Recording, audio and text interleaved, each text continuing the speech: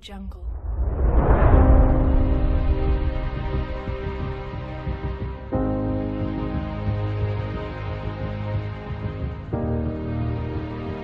Audio Jungle. The four of diamonds.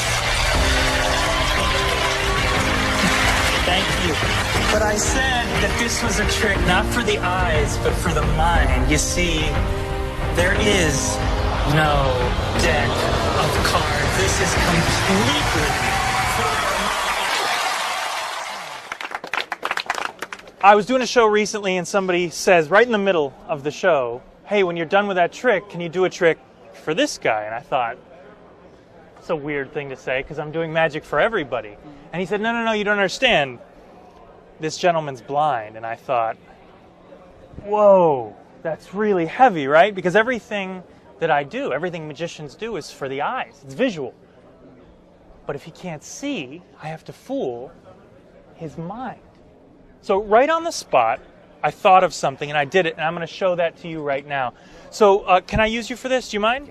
All right, so assuming that you weren't able to see, I couldn't say pick a card because you wouldn't be able to see which one you picked.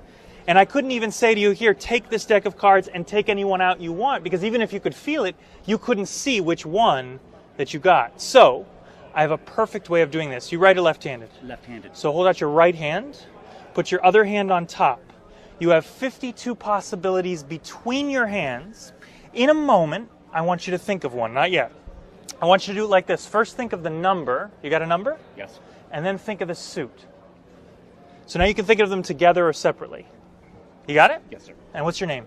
Ben. Ben. We got a perfect situation. Ben is thinking of a card. He didn't have to say it. He didn't have to pick it. He didn't have to reach into a deck. But we have a problem. We got 50, 60 people watching. Only Ben knows what the card is. All of you need to know what the card is, or I can't fool your mind.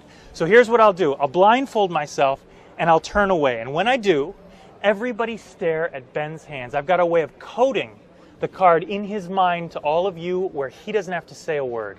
Here's how it's going to work. When I turn away, Ben, I want you to deal the value of your card into a pile face down on the table as quietly as you can. So if you thought of 3, you just do 1, 2, 3, very quietly. And then to destroy the evidence, put the deck on top. If all of you watch, you'll know the value of the card, but I won't. Go ahead. Audience will tell me when Ben is done.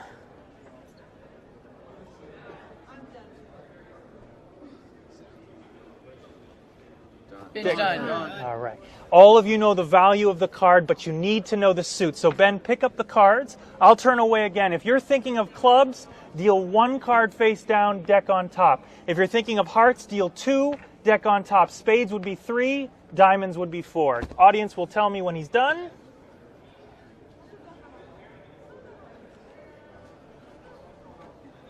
Done. Perfect.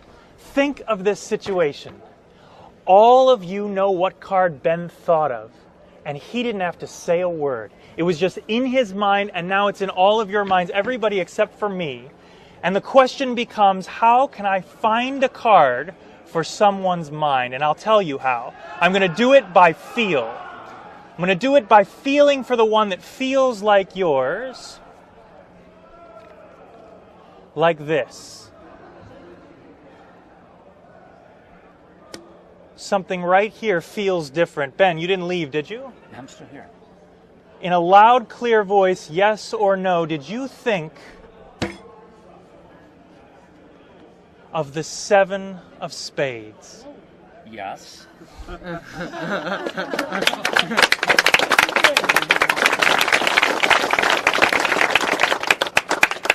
Is this the 7 of spades?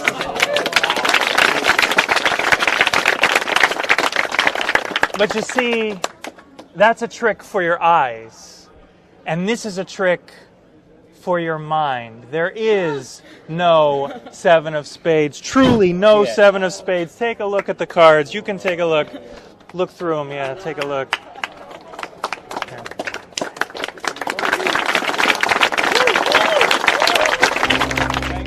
I think I can say it without giving anything away. I absolutely did not do a deck switch. You did not do a deck switch? Well, then I do know what you did do then. I think you fooled us. That was the way you did it.